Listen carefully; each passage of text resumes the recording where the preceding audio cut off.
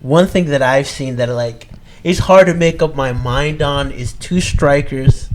The first one at Arsenal, Lacazette, and then Gabriel Jesus at Man City. Like these two guys, I feel like at one point I was like, okay, these guys could be the real deal, but like I feel like both of them haven't made that springboard to like okay, like top quality striker. You know, Lacazette has missed a very like some chances that somebody said that like if he's really worth 50 to 60 million that Arsenal pay, he should be bagging these goals. Like I don't care, like you know, if you got a one-on-one, because even against when they played Liverpool, like he missed a one-on-one that could have tied the game. Although we outplayed them, like that's what you need your top strikers for. And Jesus to me is kind of similar. You know, Jesus is a good striker, but I'm like, is he really going to be the guy that replaces Aguero? I don't know. What are you guys' thoughts on those guys?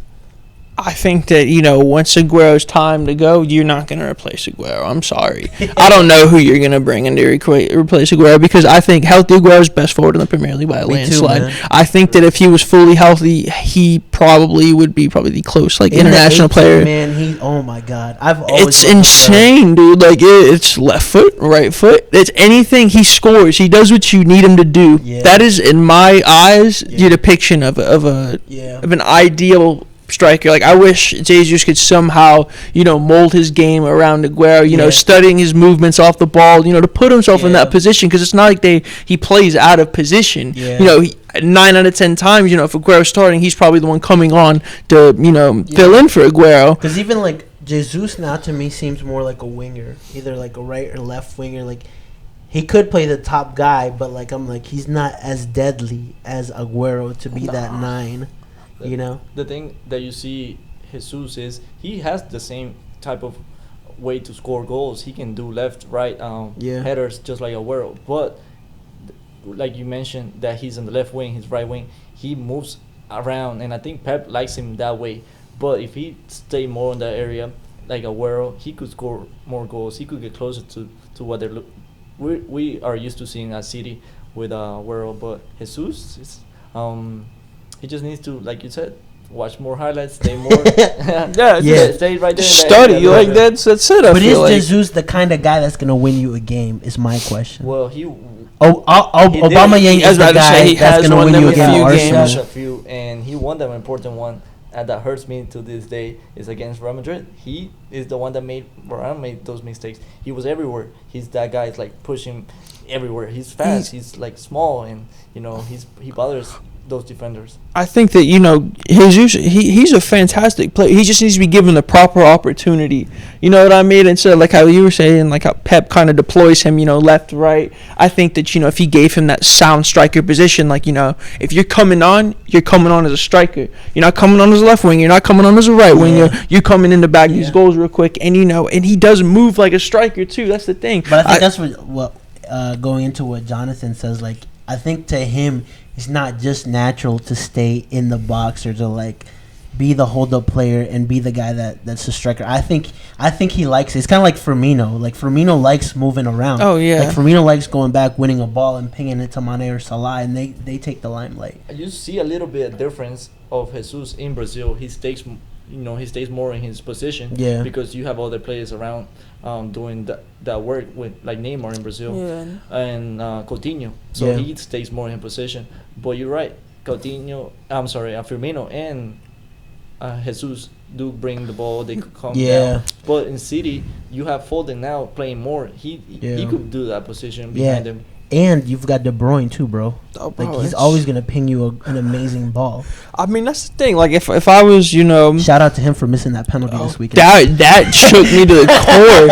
I was so mad. I was like, come on, bro. Come on, Joe Gomez. Yeah. I was like, honestly, I don't think that people are gonna say it was a penalty. To me, it wasn't because he was running forward.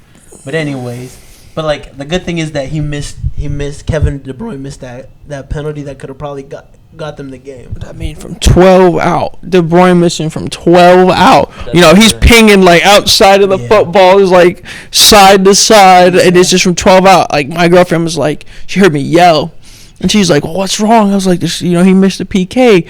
And she's like, so? I'm like, yeah. I was like, this is Kevin De Bruyne. I was like, he doesn't miss. Like, this is, like, if I was to pick, you never miss. I was like, okay, 2-1. How can we come back? Like, mentally, I was already 2-1. And I thought, no, because, like, I was trying to explain to her. I'm like, like, I know you don't watch soccer or anything. I was like, but, like, this guy never misses, Even his over passes are probably better than most passes. Best players' passes on their best day, and it's just insane. I mean, it was just one of those rare occasions where it was like, all right, it might swing in my favor. They keep happening. Those missing penalties, those streaks are getting coming to an end. Lukaku last year, this year Bruno Fernandes. Yeah, that's true. You're right. Oh, I have seen a lot of people miss penalties this year. Oh, I didn't even think about that. Moving to Lacazette? What do you guys think about Lacazette? I think Lacazette made that move way too late. He came from Lyon around like 26, 27, which, that's not old. Yeah. But, he could have made that Premier League move years prior to that. And I think that Lacazette, he just has no confidence in himself at all right now. I feel like that's the case. Like he said, he's missing sitters. He's missing goals. As you said, if you pay 50, 60 million pounds for this guy, he needs to be bagging these opportunities for you. And I think that it's just a matter of,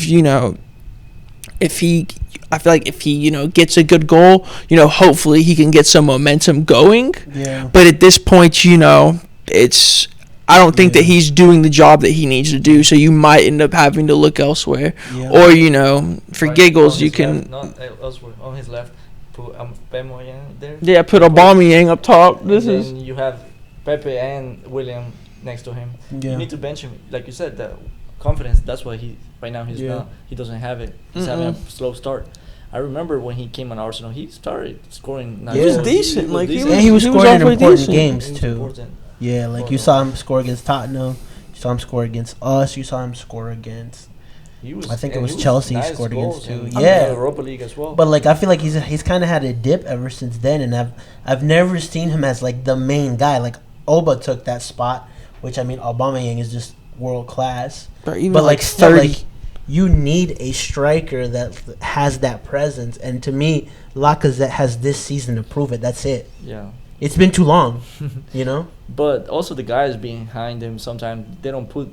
You can say he missed 1 or 2 chances, but usually other strikers get more than 1 or 2. Yeah. And the guys behind him they don't play week to week basis. Arteta changes midfield consistently. Yeah, so but you need that link. I would agree with you if they didn't have Aubameyang scores. He's consistently on the left wing. He won the Golden Boot 2 years ago. Himself. He was 1 or 2 goals last season away from being a top scorer. So I'm like, okay, what's Lacazette's excuse?